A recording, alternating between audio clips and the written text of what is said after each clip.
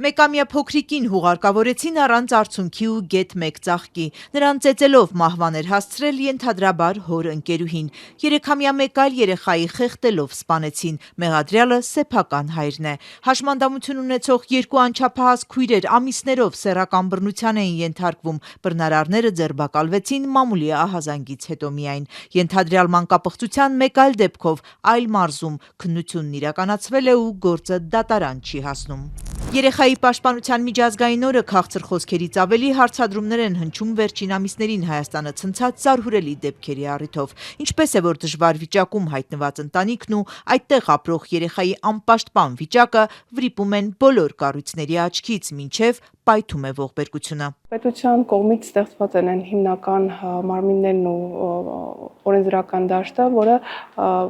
երեխայի իրավունքները պաշտպանում է։ Հայաստանում երեխայի պաշտպանության երաստիճան համակարգ է գործում համայնքային խնամակալության հոգաբարձության հանձնաժողովներից մինչև ազգային հանձնաժողով սոցապ նախարարի գլխավորությամբ։ Եթե սա ամբողջական շղթա է, ինչու չեն կանխվում երեխաների մահվան, խոշտանգման, բռնության դեպքերը։ Օրինակ, փոքրիկին նախկին ամուսնու մոտ թողած մայրը 8 տարի առաջ էլ զույգ նորածիններին էր պոլիէթիլենային տոպրակով լքել։ Միթե սա ազդակ չէր, որ մայրը, նրա հետագա երեխաները պիտի պետական մարմինների ուշադրության ներքո լինեն։ Համայնքի դերն է այստեղ, որտեղից որ ազդակը եղավ, բնականաբար շղթայական արդեն ծառայություն, իրավապահ համակարգ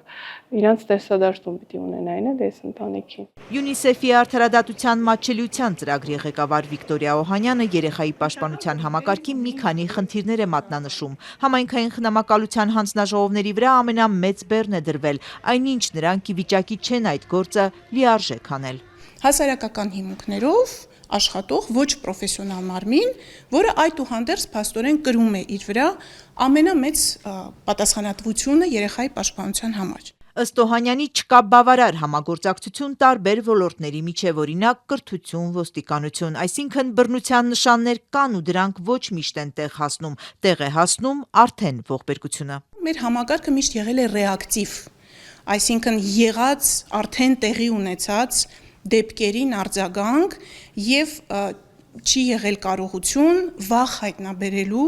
ռիսկերը, որպեսզի մենք չհասնենք ցավոք սրտի այն ահասարսուր դեպքերին, որոնց մասին դուք խոսում եք։ Թե սոցապ նախարարությունում, թե ՅՈՒՆԻՍԵՖ-ում լուծում են համարում համայնքային սոցիալական աշխատողի ինստիտուտը, որ կներդրվի Հայաստանով 1-2029-ից։ 28 թվականից Արարատի մարզում պիլոտային ծրագրով կսկսեն։ Ինչ է սա նշանակում։ Սա նշանակում է, որ 2029 թվականին Հայաստանի բոլոր համայնքները պետական բյուջեից ֆինանսավորված պրոֆեսիոնալ երեխայի պաշտպանության սոցիալական աշխատողներ պետք է ունենան իրենց աշխատակազմերում։ Վերապատրաստված ու միայն երեխայի պաշտպանության հարցերով զբաղվող մասնագետներ են լինելու, համայնքային ենթակայությունից անկախ, շեշտում է ՅՈՒՆԻՍԵՖ-ի մասնագետը։ Այսօր համակարգը երբեմն շատ հաջող աշխատում է եւ շատ հաջող աշխատում է նրանում ընդգրկված անձանց բացառապես նվիրման եւ աշխատանքային մշակույթի շնորհիվ։ Այսինքն, երբ մենք ունենում ենք իսկապես ժամանակին հայտնաբերված եւ կանխարգելված դեպքեր, դա